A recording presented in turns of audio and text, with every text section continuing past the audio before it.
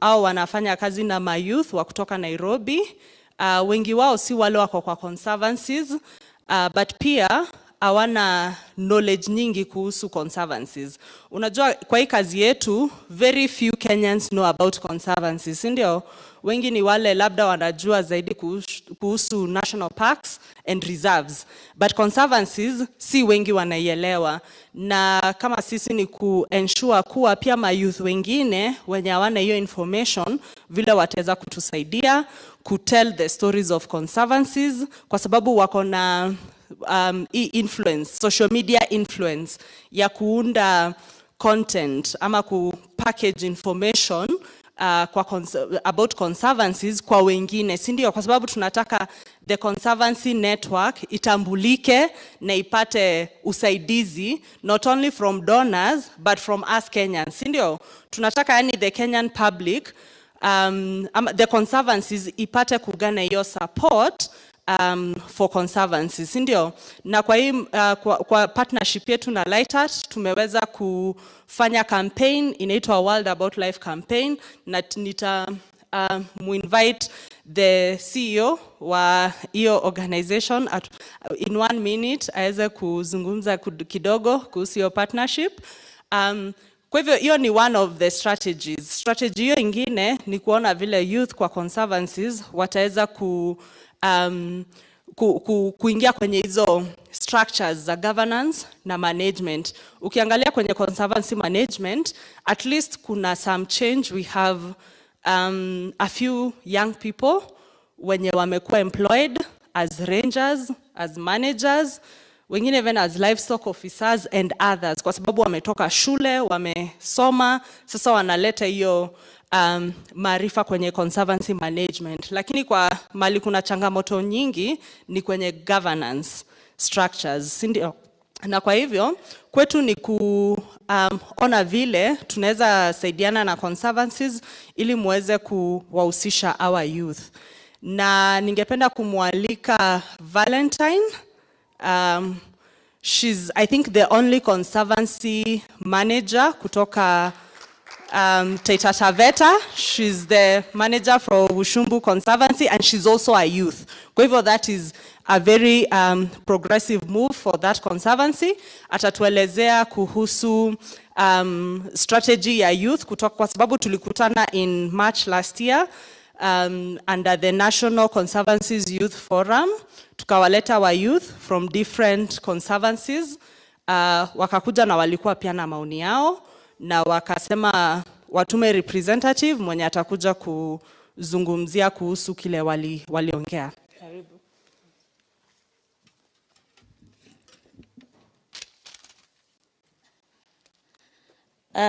Kwa wazee, women of power na vijana, good afternoon. Vijana oe, vijana, kesho kuko na maandamano, and as you all know, vijana ndio wanatumika kufanya maandamano, sio? So for us, we like to change the narrative and ensure that youths are involved in more beneficial activities, youth are involved in conservation, and so that to ensure that we met and we designed a strategy that is still being designed by KWCA. And in our strategy, it entails youth leadership, which is to build a cadre of youth leaders in conservation. Tungependa kuwa vijana wakue, kuunganisha vijana wengi ambao watakuwa na like minds kuhusu conservation ili kuendeleza the conservation agenda. 2, it also entails knowledge building and motivation, which is to build on the value of natural resources for accelerated conservation actions. 3, and lastly, it also involved empowerment, which is to incentivize, to build capabilities of youth to realize their livelihood and well-being goals. Hii ni kuhamasisha vijana na kuensure kuwa wameona umuhimu wa kufanya conservation, cause mnajua nyote vijana ni wale ukiwaita mara moja wanataka kufanya maandamano ya kuchoma mahali kwa sababu wamenyimwa kitu fulani, they'll just come easily. So why don't we mobilize youth so that they can come for a good cause? In our previous youth meeting, we also requested that the youth should be ready. Most of the youth who were there voted it that we should have 1 or 2 youths who will represent other youth in the NCC, so that to ensure that their input is well presented and looked at. So most of times the youth are branded as irrational. Si tunaambiwa tunapenda pesa ya haraka haraka. We don't want to work for it. But have you tried giving youth a chance? Instead of just judging them, have you given them a chance to portray their abilities and to give their input so that you can see results? I think if you involve them in day-to-day operations of the Conservancy and strategizing, I think you'll be surprised that you'll have the best strategies ever, because the youth are technologically advanced. Wanajua mambo ya software programming. They can make your systems work even better than they have been working before, because most of you, I'm sure, are operating manual systems. Am I right? Mmejaza makaratasi kwa ofisi. Zinashinda watu kufanya kazi. Mkiitwa na auditor akikuja mnampatia bag mzima, aende kuchambua yeye mwenyewe, wapatie report.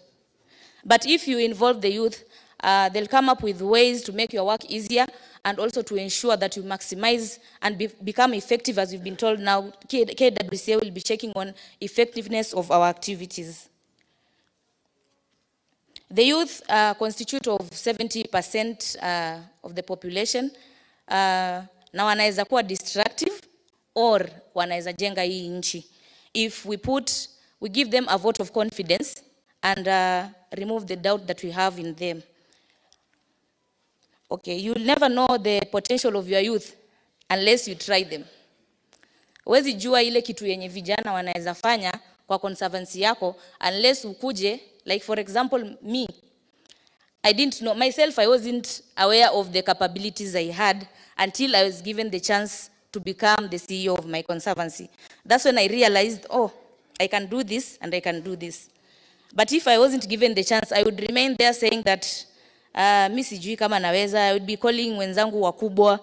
Nikipatana na CEO wenzangu nawaambia wakubwa na wasalute. But now that I've been given the chance, I've seen that it's possible for any youth to work in a big office and to make strategies and policies that will benefit the Conservancy. The youth are leaders of tomorrow. Sisi sote hapa, most of you are elderly, na definitely mtakufa. No one is immortal. Unless if you are immortal, you can just have your confidence and say, mi ndo nimekanyaga hapa, so mi ndo nabaki hapa. But you are immortal, you'll die one day, and tutakusahau, tutakula mchele na tusahau. But what we will remember is what you impacted in our lives. The legacy that you left for us to follow, ile legacy utakuwa umetuachia ya conservation, whatever we will be following and ensuring that the conservation agenda has a going concern is what we will remember. So I urge you, my esteemed men of valor. Okay. Naomba hivi, tupatie vijana wetu opportunity ya kuserve. To ensure kuwa tumewapatia positions. Don't be afraid to give youth positions in your conservancies. Yes, wanakuanga na tamaa fulani, but if they are assured that someone is trusting in them, believe me, they won't let you down. So I really appreciate this opportunity, and I'm humbled to be the one to present the youth strategy. Thank you very much, and in case of any questions, I'll answer. Thank you very much.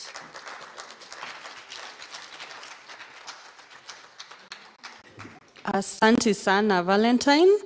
Na kulikuwa na I think Valentine ameguzia kuhusu hiyo representation ya youth kwenye NCC, na Parashina aliuliza hiyo swali, lakini tukaambiwa tutaileta kwenye hii youth session. Maybe Parashina, unataka kurudia the proposal that you had or any other information that you want to add before we get a proposer or seconder kuhusu hiyo representation ya youth kwenye NCC. I think nashukuru kwa opportunity mara ya pili, na pongezi kwa dada aliyefanya presentation.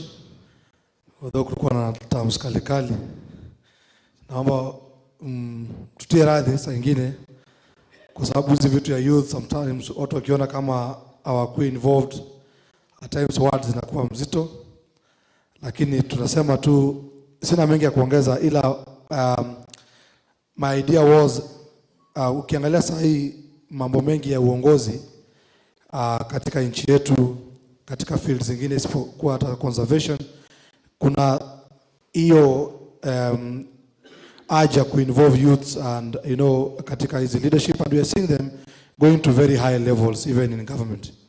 Na wakati tukiwa na hiyo workshop, and for me I'm looking at the future engagement of this youth and with these organizations, particularly KWCA, kwa sababu kuna wana hiyo inaitwa engagement fatigue. Ukiita youth kila wakati, kwa sababu Joyce aliongelea kuhusu something to do with urban youth, vijana wa mtaani. Kulikuwa na wengine wanatuambia hata hawajaiona ndovu, wanyama anajua ni sungura, na vitu ndogo ndogo tu za huku town. Lakini the moment tulikuwa na hiyo light up network campaign, walikuja kurealize a lot of things ambazo zinaendelea katika conservation and wildlife issues. And my fear is tukingojea tena another 2 years ama tena waite, but we are still on the same page, hatujafanya any progress, I think utapata backlash, na that's not a very good for any organization, sio mzuri kupata kitu kama hiyo. So my point is, as we work it out with the NCC, it is how will we get to involve the youth more effectively and in more decision making positions. I'm not saying that we are not in this conservation field. Like myself, I'm employed in conservation, I'm youth, I'm in management position, and I appreciate my organization for bringing me to that level. But there are so many outside there who are looking at us. So isifikie tu, we are rangers and we are that small level, lakini kikuja kwenda juu, then we leave that gap. And as a matter of fact, these things are transitional, and I know if we have many like me, for example, I can use myself as an example. If you have many who get opportunity to share and to get to learn and to get to listen, I can say the way I was 7 years before I joined conservation is not the way I am now. So I'm just saying, let's look into ways that KWCA can bring the youth into decision making at the highest apex level of KWCA. Thank you. Asante sana. Tuwapigie makofi. So maybe, Chair, I don't know if you have anything to say about that issue before we proceed.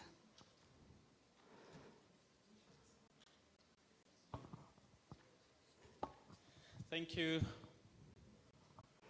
The previous agenda on gender, I could feel there are quite a lot of mixed reaction from the floor, and there are some moderators in between them trying to say it's neither left, neither right, let's remain at the center. But it is advised, it is encouraged that we walk this journey slowly but sure. So on issues of gender and gender inclusivity in our regional association, in our staffing, just so that we see how do we make sure that we are walking this talk. Tom said, I will come to the youth thing, but Tom said in the morning that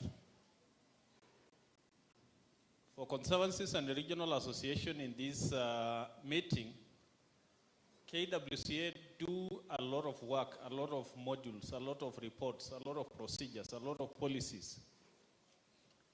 They do for the institution, yes, but it's actually advisable that we take those documents back home and fine-tune them, customize them to reflect us, and then you use for your own organization. And this is some of the documents, some of the agendas, some of the deliberations that we want to take forward as a team. So hii mazungumzo yote ambayo tunafanya hapa, naomba kwamba ukisikia usiache Nairobi, si ya Nairobi. Tunazungumziwa ndio tupeleke manyumbani. So tukienda kwa Conservancies, Tom alisema ukiona vile mikutano ya KWCS inaendeshwa at this level, they are so efficient, they move, they are progressive, everything is open. But we also expect chairs huko Conservancies waendeshe hizi mikutano sambamba huko kwao. Wapeleke hizi vitu in a manner that members appreciate, members participate, members contribute. Ndaachia hiyo hapo. Last year tulikuwa na more or less similar discussion to wamama waki-advocate inclusion ya extra women in NCC. I think it was a discussion last year May, and I think we took action. As NCC, in our first meeting, we did a deliberation and we resolved to include 2 women to be sitting on KWCA board in addition of the number we already had. So that was a resolution that was implemented, and I don't even feel the floor appreciating that resolution. Thank you. So wamama tuliwaongeza board na bado wanaendelea na mikutano zao, na tuna cascade discussion ya wamama iende landscape, lakini lazima kama national organization tukue picha mzuri ili na nyinyi mkijiangalia muone ile picha ambayo inafaa kuonekana. Asante kwa Valentine na presentation ya youth pamoja na swali ya Lambert Parashina. Ni kweli, we are running a gender strategy. It was a little advance of the other, but we are still walking the same journey. Ni kwamba tu tulianza na agenda, na hiyo ni kama tumesonga kiasi, lakini ya youth pia imekuja na inaendelea. Normally we have a youth representative kwa board, the Western Region representative Charles Sambunya, ambaye hajaweza kufika kwa hii general meeting yetu na alituma apologies zake, lakini amekuwa kwa hiyo nafasi ya board ku represent youth. Maybe the discussion around how do we internalize the youth agenda to contribute to the programs, to contribute to the vision and the strategy, and also to facilitate them to be part and parcel of this conversation and the leadership and the processes. That one, once the gender strategy is fully developed and getting well organized, I don't think as an institution we have problems in making youth the front of the many things that we do. But for those little chances for now, kindly appreciate, but let's build this together, even at national level, but equally at regional level and at conservancy level. With that, thank you. Thank you so much. Tumpatie makofi. Yeah, I think that was a good conclusion. For us as KWCA is to ensure that we implement this not only at the KWCA level, but also at the regional association level. So of course we'll be coming to you once our strategy is finalized, and then we can see how we can work together with the regional associations, but also the conservancies. So I want to give at least, there's a, our CEO wants to say something.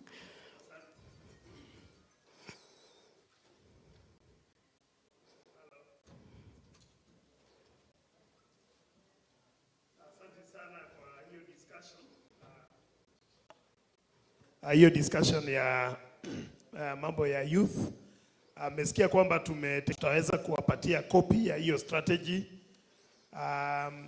lakini kwa hiyo youth strategy ifanye kazi, tungependa kuongezea hiyo pendekezo ya youth kwamba katika kila regional association kuwe na a forum for the youth, na kwa kila conservancy kuwe na forum for the youth.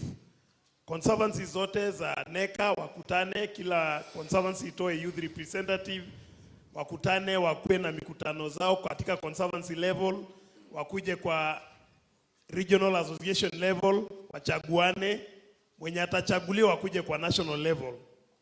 Alafu katika national level wanaweza pia chaguana, alafu yule ambaye labda atakuwa representative wao aweze kuja katika NCC. Hii iko na advantage mara mbili. Ya kwanza ni kwamba wataweza kuelewa ile kazi ambayo inafanyika. Ya pili, sio kuja tu kwa board meeting sio namba tu tunataka kuongeza. Tunataka wanajua sisi ni network.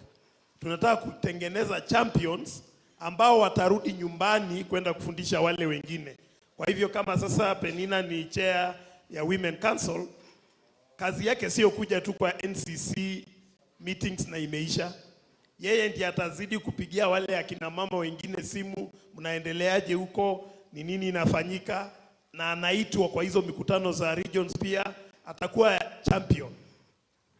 Hata kwa youth, yule ambaye watachaguliwa atakuja kwa NCC, awe ni mmoja ama wawili, ni vyema awe pia ni mtu ambaye anapewa kazi, jukumu kuhakikisha kwamba youth forums kwa region na youth forums kwa conservancy inafanyika, kwa sababu KWCA peke yake haitaweza hii kazi, lakini tukiwa na wengi ambao wanatuchangia kwa njia moja ama nyingine, itasaidia sana. Kwa hivyo ingekuwa, kwa sababu kupata AGM kama hizi kila mara sio rahisi, ni vizuri a resolution be made at the AGM, tutengeneze uamuzi kwamba tunapendekeza kama AGM kwamba kila conservancy, kila regional association na KWCA at the national level tuwe na youth forums. Tupitishe hiyo kama a recommendation, a resolution of this AGM. How to do it sasa ni baadaye. Vile sasa tutaitekeleza, mtaenda kuongea kama region na pia mtaanza kupanga. Na pia ni mzuri kuwa na resolution kwamba wale ambao watachaguliwa kama viongozi at the national level, angalau mmoja ama wawili wanaweza kuja katika NCC, wasikize mikutano, waelewe ni kwa nini KWCA inaenda hivi ama sio vile. Alafu sasa wao tunawaambia mrudi sasa muwe walimu katika region na pia katika conservancy. Kwa hivyo ni muhimu tusipoteze hiyo nafasi ya kuweza kutengeneza hiyo resolution, lakini sasa ile kutekeleza hiyo ni kazi ya baadaye, kama ni ono mzuri kulingana na vile our youth representative wameongea. Okay, asante sana Dickson. Sasa kuhusu partnership yetu na Light Art Club na vile tuna influence wale urban youth, ningependa kumwalika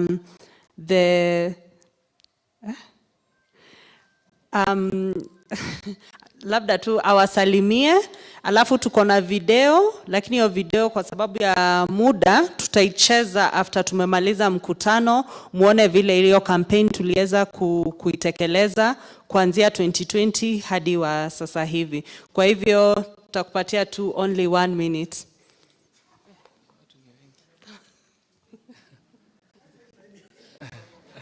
Hii ni mara yangu ya kwanza kufanya hivi. Habari zenyu? Kwa majina naitwa Anthony Mwelu na nashukuru sana kwa fursa hii ya kuweza kuongelesha. First of all, I'm so happy that you are the ones who are leading the conservancies in Kenya and in different parts of East Africa. Light Art ni adaongelea leo kuhusu Light Art Club, ni youth platform yenye ina inspire vijana wadogo kukua better version of themselves. Na we have done different campaigns. Campaign moja tulifanya ikakuwa kubwa ni during COVID. Unajua hiyo ndio wakati kila mtu alikuwa anajua ataenda. Hiyo haikukuwa na mtu anajua venye anafaa afanye. Kwa hivyo tukakaa chini tukashanga, what can we do to the people in the informal settlements? Huko ni Mathare, Huruma, Kibera and the other likes. We came up with a very good campaign ya kuanza kuchora kutumia graffiti design, because huko radio, TV ni ni ngumu sana kuweza kuwafikia wengine wao. Wengine wao na TV, wengine wao na radio. Kwa hivyo tukaanza kutumia graffiti kufikia the informal settlements. Tukaanza kuchora tuko ukuta. And without knowing, we were featured in Citizen, New York Times, and we also got international recognition from Bill Gates, we were Microsoft. Akasema that is the best campaign in Africa. Ikaanza kukuwa implemented in other different parts of the world. We also won different awards, like one we won in London as the best campaign during the COVID times. Lakini hiyo ni ya Light Art Club na kila kitu. Sasa Wild About Life, it's more of conservation. We did a partnership with KWCA, met with Dixon and Joyce. Tukasema like, watoto siku hizi vijana aswa huku ukienda hata shule zenye ziko huku around, uulize about the big five, they have forgotten about the big five. Therefore, what can we do so that we can remind people about the big five and importance of conservation? Therefore, we tukakuja na hii Wild About Life campaign enye ilikuwa na raise awareness na inaweza kupromote to different places. Tulikuwa Samburu, tukaenda Lamu, tukapatana Mama Pweza, na from that campaign juzi amekuwa featured na Safari as women who are doing great things in the Republic of Kenya. And sitaki kuchukua wakati nyingi. Right now there is a very big problem in our world, na sote tunafaa to agree, something inaitwa climate change. And as frontiers of conservancies, we have a very big role to play. Na personally, I want to be a global ambassador of KWCA. Being a global ambassador means that nataka kufanya kazi na sitaki kulipwa. Si KWCA peke yake, pia conservation zingine na conservancies zingine, I mean. Conservancy yote yenye nataka kukuja na a campaign or a project ama inafanya activity that feels that it's sustainable. Personally, I'll be more than willing to play that role, help you in coming up with ideas on how we can make it sustainable, so that wazee nilikuwa naona hapo ni shida moja kubwa na wamama, so that na vijana pia tunaweza benefit from that. And then pia another thing ni involvement of young people. Naona hapa vijana pia kidogo ni kama yuko wengi. Sasa next time tukikuja tunaweza fanya aje vijana wakuwe wengi? Sababu from the campaign we did with KWCA, we were able to get 500 million, nusu bilioni. Mimi sijaona pesa kaa hiyo, hata sijui venye nakaa. Lakini that is the impression. Tuliweza kufikia watu wengine from different African countries. 500 million impression from that Wild About Life campaign. Now imagine, nataka sote tuweze kuimagine, kama sisi KWCA na some few other different partners were able to reach 500 million. If we can all work together, nini inaweza fanyika? Tutasaidia conservancy ngapi? Lakini kusema ukweli, the best thing ni sote tutaweza kukua dosi ama hapo nakosea. Sababu tutaweza ku-attract tourism, local na international. Pia from that itakuwa rahisi sana kuweza kusaidia activities za wazee, vijana na wamama wenye koko. Ya mwisho ni mimi naomba tu, tafadhali tufanye kazi pamoja. I do believe sote tuna shida, na tukikaa chini tufanye kazi pamoja, we'll be able to come up with solutions. And solution is the only thing that can create a change. Asanteni sana.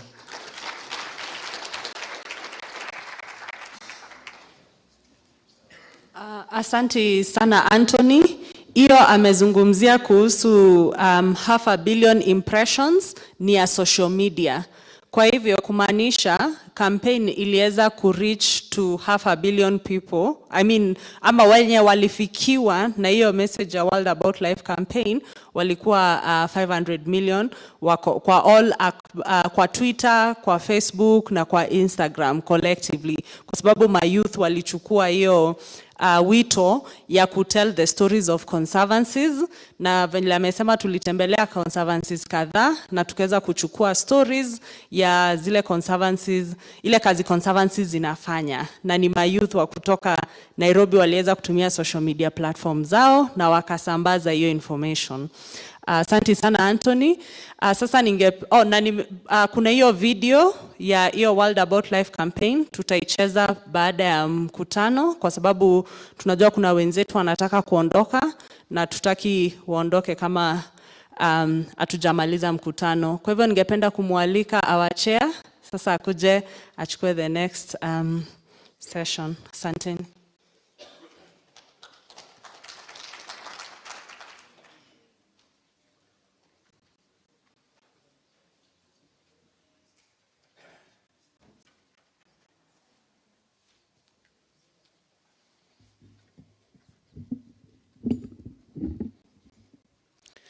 Thank you, Joyce, and the other Joyce, for engaging us this afternoon. We are coming close to the end of our discussion, the end of our agenda today. But maybe before we take some 1 or 2 other steps, I want to get the feeling of the flow of the House regarding the 2 proposed discussion by Dixon, whether it is appropriate that we resolve as NCC and the annual general meeting to adopt the need to move the youth agenda forward, all of us together included, by making sure that the strategy is at the regional level, at the Conservancy level, and even at KWCA.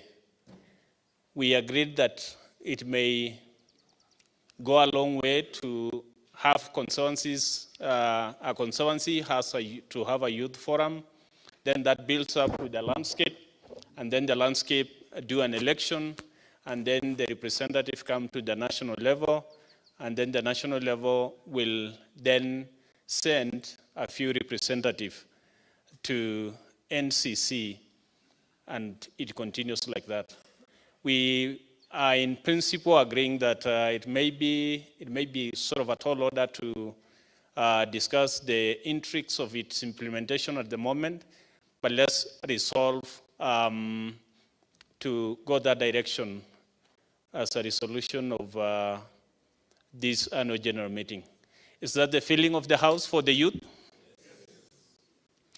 Thank you. For this, we don't necessarily need a proposal and seconder, but we wanted to have it as a resolution for this meeting. So the team that is doing the report kindly note that we intend to also move forward that youth agenda, so that by next AGM we have substantive response that we can give to NCC members. Thank you very much. I now want to request that we are coming to the conclusion of our meeting, and I want to invite Captain O'Brien to come and say a few closure remarks.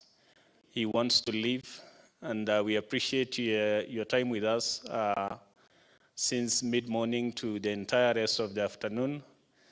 Karibu sana, Captain. Zungumza na Conservancy leaders.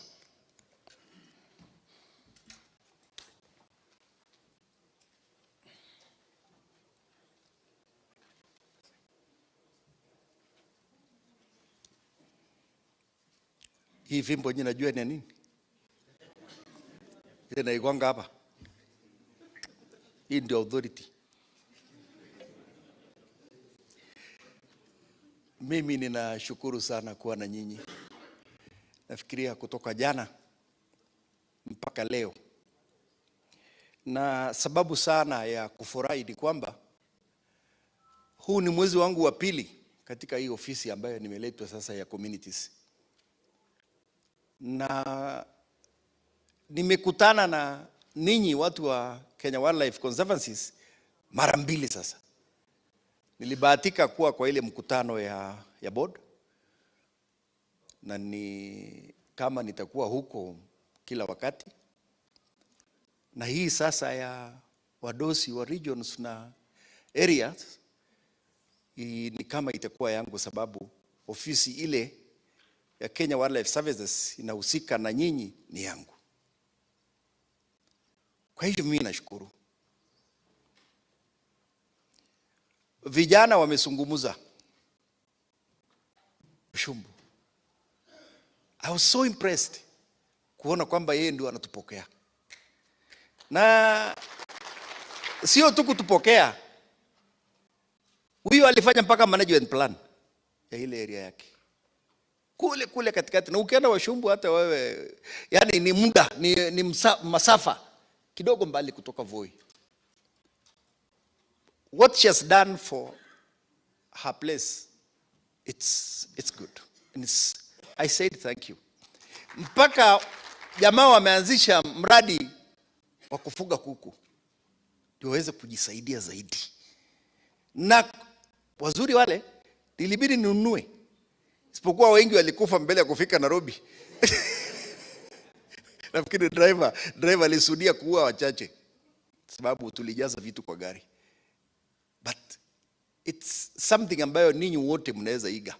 Sio lazima iwe hapo ndani, lakini pale kwa vijiji ni muhimu sana mufikirie vitu kama hizo, miradi mikubwa. Mambo ya agenda mimi sitazungumzia. Mahali nimetoka nikija Nairobi ni East ya Tharaka Nithi na Garissa, Tana River na Kitui, mbele ya mimi kuja hapa sasa. Na kila asubuhi nikipata nafasi ya kuteremka kuja Isiolo, sababu nilikuwa napenda sana Isiolo kuhudhuria mikutano, wale watu naweza pata kwa barabara mbele ya manyumba yao ni akina mama 6.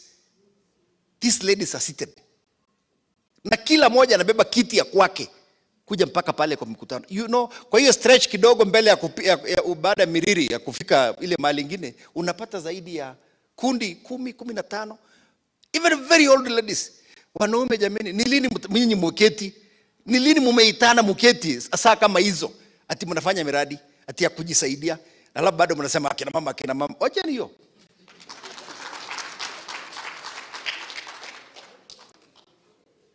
Na tukubali, tupigane, tufanye nini?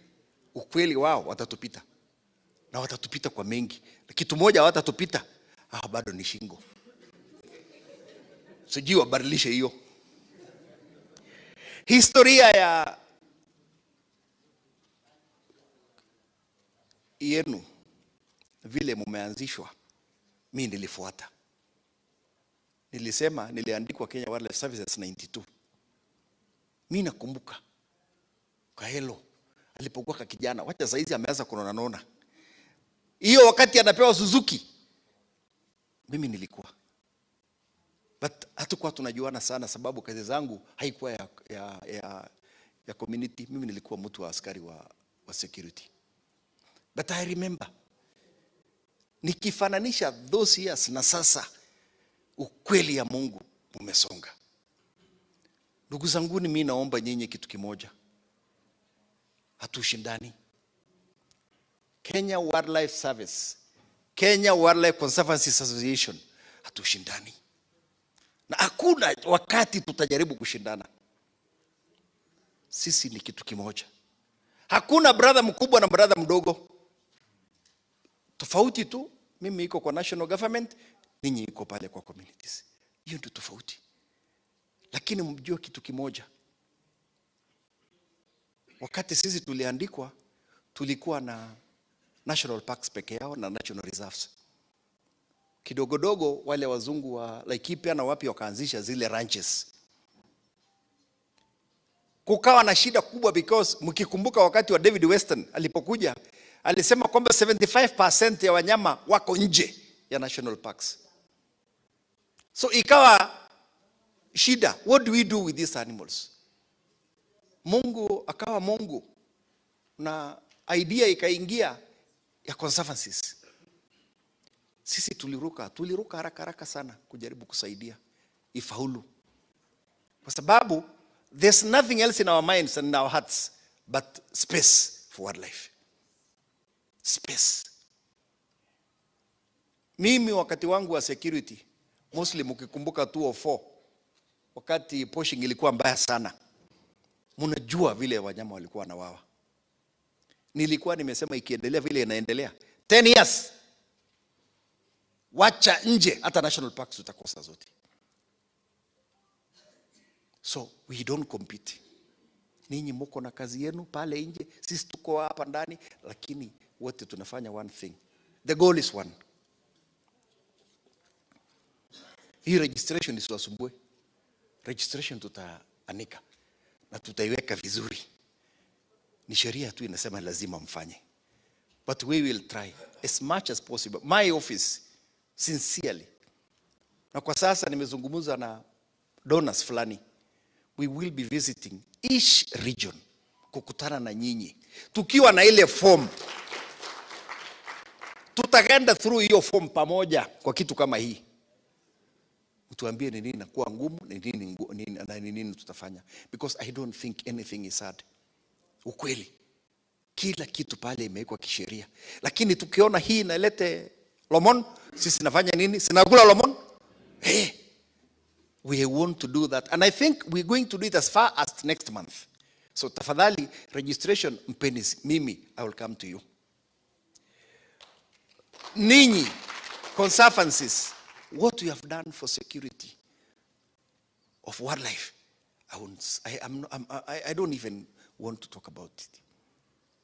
Siku hizi NRT nikikutana na teams wanaita 91, 92, 93, mnawajua? Wale wa jamaa mwanzo wana askari wengi kushinda KWS. Pili wana vifaa vikubwa kushinda hata KWS. Kuna watu wanasema iko serikali nyingine.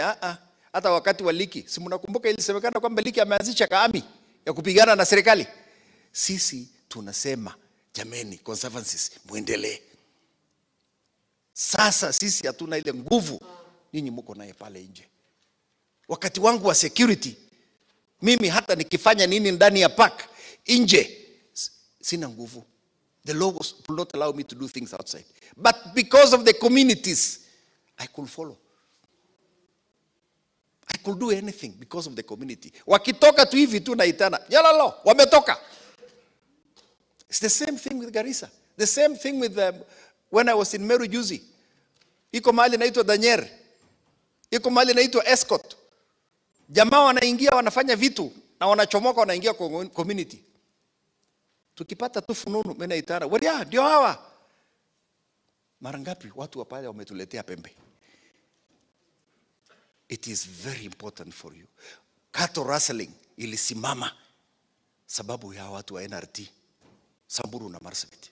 Walisaidia sana mahali Conservancies iko. Poaching ilisimama. Highway kulikuwa na hii kitu. Ng'ombe unaenda kununua sokoni, unaweka kwa lori, ikifika katikati unasimamishwa na serikali ya ng'ambo ile warani wa pale nje. Wanashukisha kila kitu. Mwanzo umenunua, pili wanarudisha zote kwao tena. The only people who could follow na kurudisha ni watu wa Conservancies. Mumbe improve kitu naitwa grazing management in your areas. You have improved. You have changed the landscape. Hii juzi hii imetokea hii ya ukame hii kubwa, haijaudhuru tu nyinyi peke yenu, hata sisi. But ni ukweli ni kwamba it's through you, watu wetu. Kama hapana hii ukame, hakuna mahali ng'ombe ingekufa. Kwa sababu mlihakikisha kwamba hapa wanakula leo, hapa wanakula kesho. You know, grazing management. Na nina hakika we have also improved the livelihoods among our people kwa Conservancies. Iko mbele ya kuja leo, kitu imenishelewesha, nilikuwa na mkutano ya kitu naitwa road kills. Road kills, wanyama wale wanawawa kwa mabarabara na magari, imeshinda sasa, imepita poaching. Wengi sana wanakufa usiku na mchana. Ninyi watu wa Isiolo kwenda Marsabit, ngapi nyinyi naonanga kwa barabara? Machakos hii iko kamali kinaitwa Small World, ukipita mpaka Kapiti hata giraffe napigwa. Zaidi hata hapana, ilikuwa ni sisi wa Afrika tuna njia tofauti ya kufikiria na wanyama. Mimi nakumbuka siku moja niliingia gari ya Dio tukitoka Maralal kuja Wamba. Pale kwa ile escarpment ya Waso, driver aliona nyoka ile kitu kubwa ile cobra. Badala ya kusimama kumba ipite, kilisema ndio huyo, akakimbiza gari akaikanyaga. Sasa bahati hii nyoka kilipoona kinakuja kimesimama hivi, akagongwa hapa, kikaangukia juu ya bonnet. Tunaangalia tu kitu kubwa That is the attitude of us Africans. What was so big? Kuongoja tu apite barabara. Hakina chochote. Sasa juzi kwa sababu ya ukame, wanyama wamekosa nguvu. Twiga kucross barabara kwenda pande ile inachukua muda. Yaani unaona hata miguu zinataka kugongana sababu ya nguvu. Jamaa na lori yake nyau. Gari kidogo dogo ngapi zimeanguka. People don't care. Tafadhali, hata sisi, wacha nyinyi, hata sisi wa KWS, we have never considered road kills kama ni kitu kikubwa. Kwa sasa ni mbaya. Mimi naomba nyinyi mkiwa kwenu, kitu yoyote ambayo inawawa kwa barabara, tafadhali andika kwa records yenu. Report. It's very good for us kuandika ndio tuweze kuweka databases ya vitu yote kama hizi.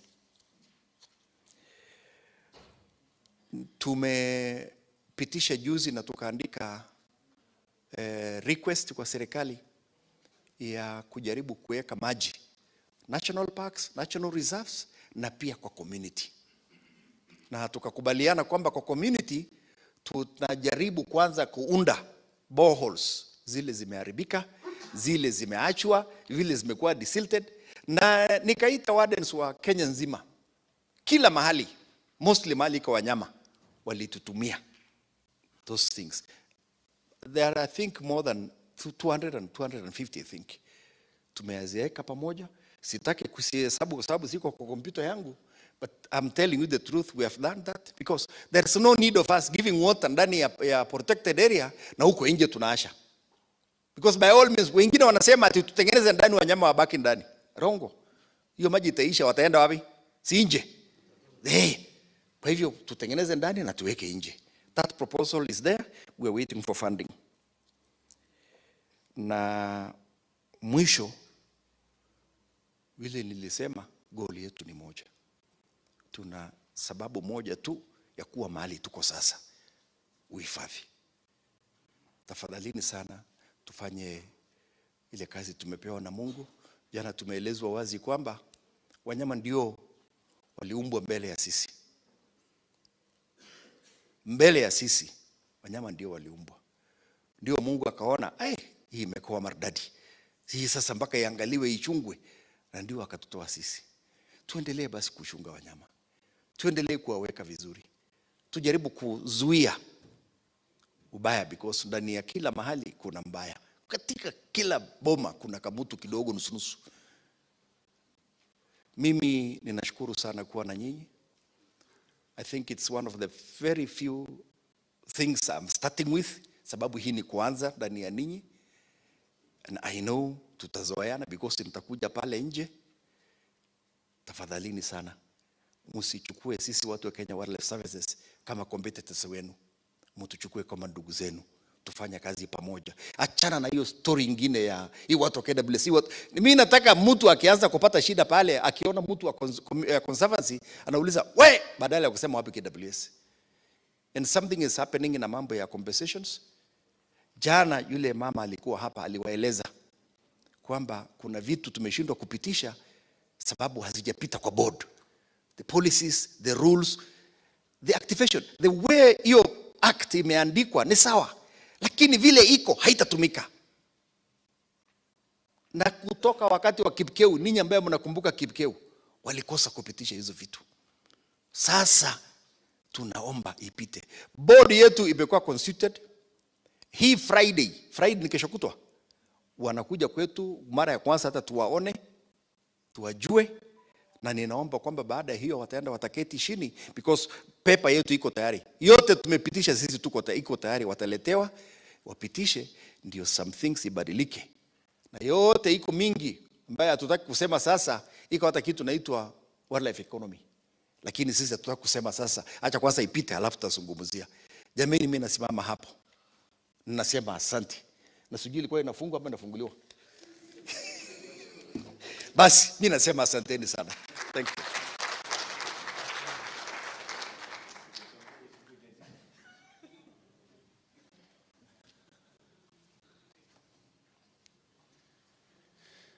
Situmpigie makofi mazuri captain. Tuliona tukutangulize kidogo kwa sababu ya ile time request yako, lakini tumefurahishwa na mambo mengi umesema, na kwa wale ambaye wanakujua kwa kazi ni mtu ambaye ni either ifanyike ama ishindikane, lakini si katikati. Na ukiwa kwa hiyo community office, tafadhali tembelea hii Conservancies. Fika huko, wafike kwako. Najua ukienda nje utapata marafiki na watakufuata kwa ofisi. Lakini ukiwa kwa ofisi utabaki na wale watu hawatajua kwamba wako na rafiki wapi. Wako na rafiki mpya hapo kwa ofisi ya service. So thank you very much. Najua tutajenga hii tukiwa pamoja. Sasa hivi hata umeanza kutuelewa kabisa. Tulikuwa kwa mkutano ya board na tukamaliza, umekuwa kwa mikutano tangu jana, tangu hii ya leo, na hata utazidi kutuelewa vizuri, na tunakukaribisha sana. Na hiyo registration tunataka next year tukifanya AGM tutoe hiyo registration from 29 mpaka karibu igusane na ile KWCA imefanya, ndio tukue kama tuone kama hii mambo ya registration imekuwa streamline na members wa KWCA ni members wa Kenya Wildlife Service. Alafu tukifika hapo sasa tutakuwa tuna negotiate na government vile serikali inaweza ekeza katika Conservancies. So asante sana. We are getting closer to the closure, but I'm informed that tuko na Rangers Association, Community Rangers Association wa Conservancies zetu. Hao pia walikuwa tu wanataka kusema jambo ili tuwasikie. Ni part ya big team ya staff kutoka Conservancies. Wao pia waseme jambo ili tuweze kuifunga rasmi. So nimeambiwa ni Marian from Soralo, karibu sana, give you a statement ili tuweze kuelekea kufunga.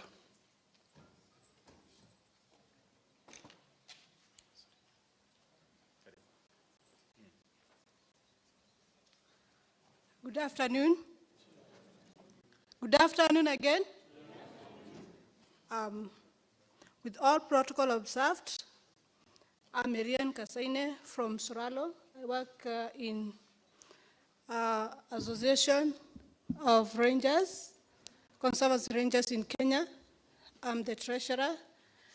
We formed the association, and last year, around November, that's when we officially launched the association. And we have done several things as an association with the support of KWCA and our conservancies and other stakeholders. We are able to register rangers for membership from 49 to 103, which is a big improvement or growth. We have also developed our strategy plan for the next 3 years. We have amended our SOPs, standard operation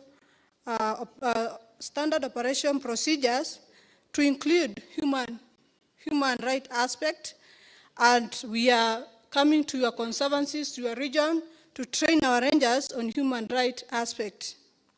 Our association is also a regular member of GRA, Game Rangers Association of Africa, LRF, International Rangers Federation. We have also registered our association with those two other international associations. Our rangers also got place in APAC. Our rangers attended APAC Congress in Rwanda, and ARC, African Rangers Congress. And in APAC, two of our rangers are awarded with the award for their good work, one from Amboseli and one from Laikipia. And the same also happened in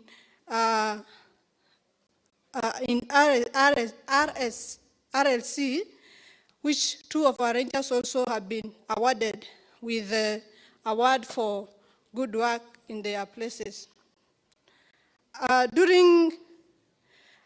We are also developing plan to develop a register, or we are increasing members in our association. So please encourage your rangers from your conservancies and be our representative there. Please make sure your rangers are registered with this association. This is the voice of rangers in our landscape. We also face a lot of challenges. This is still a very young association. We require full-time coordinator. You know, our rangers are many. It's a big workforce, which need someone who will be full-time organizing us from all our landscape. We have recommendations. I'm just trying to rush because of time. We have recommendations to our conservancies, our regional associations, and also to KWCA. We encourage all of you to make to help our rangers register with us and support us with this SOPs training that will capacity build our rangers. Our rangers also need to be trained on climate change. These are people who work in the field every time. We need to understand what's going on across the world, which is climate change is the big topic nowadays. So we request that in your trainings, please involve rangers in these trainings on climate change. We also suggest that we have rangers representative in conservancies management, at least someone to come and represent us at that level. And also we request the management of NCC to have us, give us a chance to have a representative in NCC. During this work, you know, field work is a bit, it's a big work. We get human wildlife conflict. We lost people as in rangers. So during 2016 to now, those rangers who have been registered from the field, we know many have died, but we have not captured them. But for now, the ones which are registered with our association are 8 of them. So we lost 8 lives, both females and males, when they are on duty. So I'll just request you, we stand up for a minute to honor those rangers who have passed away during their work. Please, let's stand up.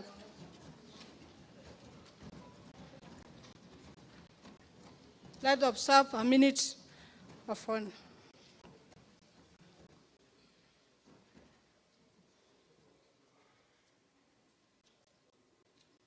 Thank you. You can sit down. I must also recognize the presence of my chairman, Daniel Sampu. Please just stand up and wave us. Mumemwona. You can just come in front. He's really helping us to coordinate. He's not a ranger, but he's really doing a lot of work, and we really appreciate him. Thank you, Marianne. Thank you, everybody. My name is Daniel Olesambu. I'm the chairman of the Association of Conservancy Rangers Wildlife in Kenya. Marianne is the treasurer. I am from Amboseli, but we've been pushing for this to happen. Rangers also need a voice. Unajua huko mashinani ndio tunaita nguvu kazi. Unajua nguvu kazi, labor force. We are all seated here comfortably talking about wildlife. Yeah? Nani anaangalia tukiketi hapa Nairobi? Ni nani? Ni nani? Rangers. So in every strategic plan, in every management meeting, we should be talking about rangers. And that's what Marianne is trying to say. We also need a table. When you discuss about wildlife management, conservancy management, rangers need to sit. I don't know whether NCC can adopt to also have one representative from the association to sit with the NCC. Because you cannot plan this thing without rangers. Kuna vitu hapa hamwezi panga. I wish kama nani hajatoka, hamwezi panga mambo ya security bila kuhusisha hawa. Na yule msali alikuwa anafikiria Wamasai hawawezi vaa trouser. Huyu ni Mmasai, ni mama, ako na watoto ameolewa. And this one, ita conservancy yako, atakutrainia hawa rangers mpaka wanyoke. Huyu, usimuone Marian. Is trained in Manyani, is trained wherever, hakuna kitu ajui. Usimuone akibabaika hapa kuongea because hao sio watu wa kuongea. Lakini kutrain rangers wako, hapana. Come to Amboseli, we have 2 sections, na yote ni ya wanawake. We have Team Lioness in Amboseli, made up of 9 ladies. Hakuna mtu anawakuta kwa kazi. Kuja Big Life, tuko na section ya wanawake 8. Last year we awarded them. Wao ndio waliongoza kwa arrest. Big Life Rangers tuko na 370 wakaongoza section ya wanawake. Mnaelewa hiyo? Chairman wa Rangers wa Amboseli yako hapa. Wao ndio walikuwa awarded. So msiogope hii mambo kupea wasichana nafasi. Na mimi nasema tu kwa ufupi, mtu support hiyo Rangers Association. We are now recognized internationally. Tuko chini ya International Ranger Federation, which is the international body that bring rangers all around the world. And then tuko members wa GRAA, Game Ranger Association of Africa. Now tumekuja region yetu. Na sasa tuko na National Association of Rangers, ambayo ndio tuko na Marian. Now tuko na committee, all regions are represented. Thank you very much. Thank you very much, Chairman. Msiogope tukivaa trouser, ni kazi. Na nikikuarrest, pia usiogope, baadaye tutakuwa baba na mama. So for me, what I can say is that usiseme ati tunaogopa kuajiri wasichana.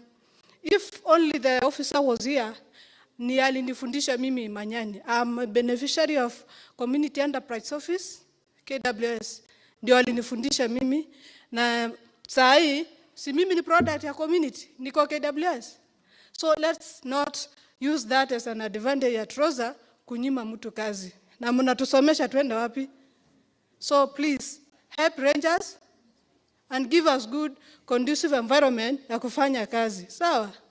Thank you and God bless you.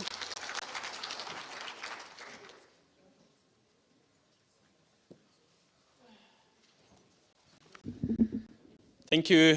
Thank you, the Ranger Federation, the Ranger Network, the Chairman, Marian, for that statement. I think almost last, I want to invite of an action that is you are required before you leave here, just so that he can share that. Karibu Regan.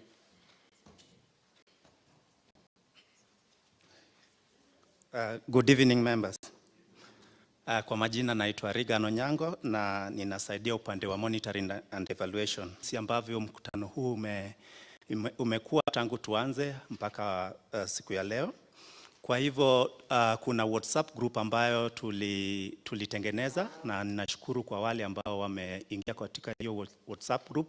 Kama hauko huko pia unaweza ona KWCA staff, na tuko na maswali 4 hivi ambazo tunataka ujaze, utuambie jinsi ambavyo umefurahia ama hujafurahia jinsi mkutano umeenda, na tunaomba kama mnaweza jaza hii